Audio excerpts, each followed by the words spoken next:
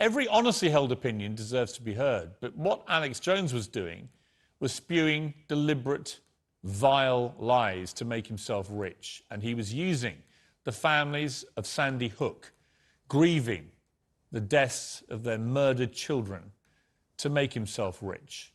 And he didn't care about the impact of his lies on their lives. He didn't care that their lives themselves became threatened by complete morons who believed the nonsense that he was spewing. Well, finally, it's caught up with him, and families sued Alex Jones, and as a result, $1 billion was awarded in damages yesterday, one of the highest defamation payouts in history. Well, I want to start by talking to the retired professional wrestler and former governor of Minnesota, Jesse Ventura.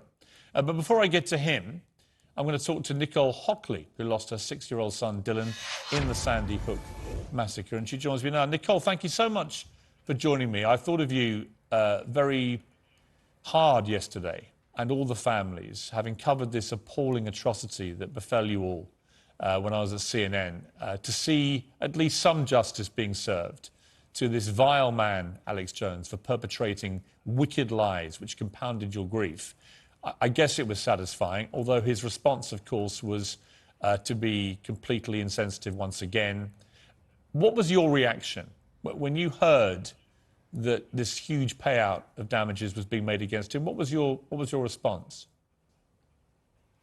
My initial reaction was just to be absolutely overwhelmed when the very first amount of award against one of the plaintiffs was being mentioned, and hearing that first number come out and realizing that this was really a very historic moment, and the jury had not only listened to us and really heard us, they were sending a message.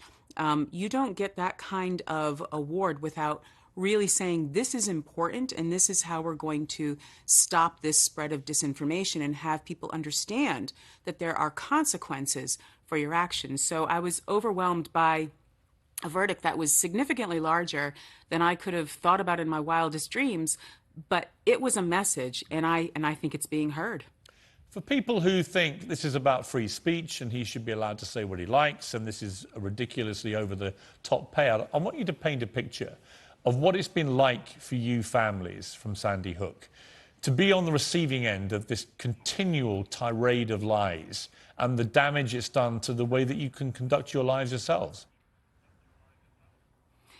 You know, that's a good question. And because we kept so much of this private from the public, I've had a lot of people reaching out over the last few weeks saying, I just didn't know. I had no idea that it was that bad.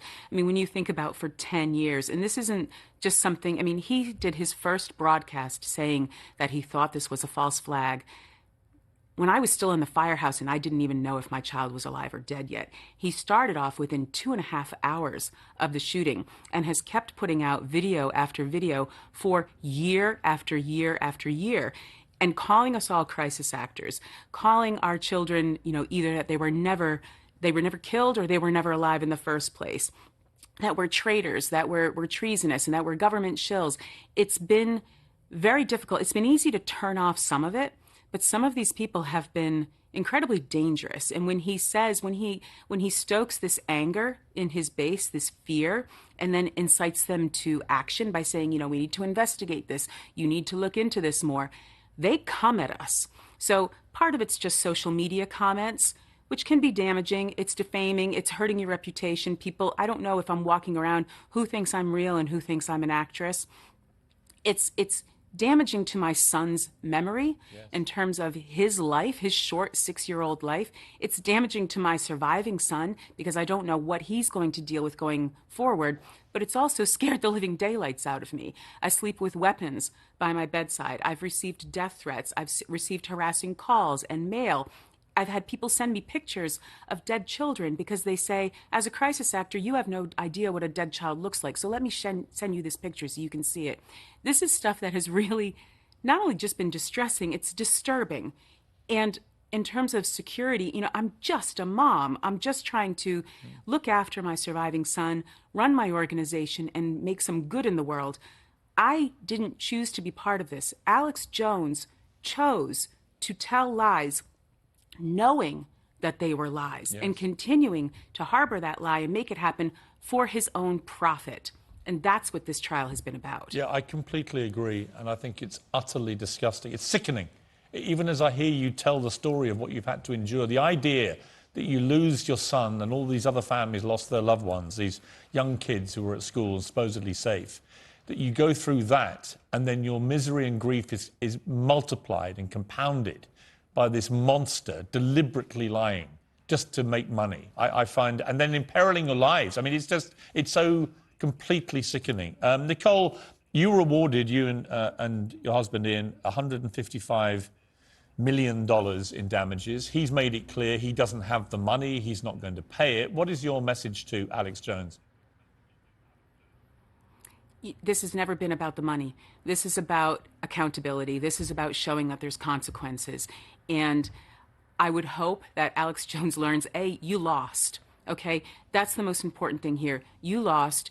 Truth is prevailing here, and you need to stop willingly spreading false information just so you can peddle beet juice and iodine tablets. It's absolutely ridiculous. And to all of his followers, you need to know to stop doing this as well.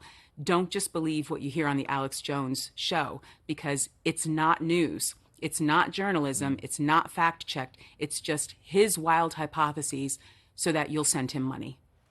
That's what needs to stop right now. Nicole, I'm incredibly happy that you had at least a moment yesterday, you and the other families, where you held this person to account, and he will be held to account for this money, and it will probably bankrupt him, and that is a good thing. It will stop him spreading his vile lies. And I thank you very much for joining me. Like I say, I remember it very painfully, covering Sandy Hook at the time and speaking to you and some of the other families. It was one of the most unbearable stories I've ever had to cover, and I can't even imagine what you all went through. And the fact this guy made it worse, I find repulsive. So I'm pleased that he's been held to account, and I thank you for joining me. Thank you very much. Thank you.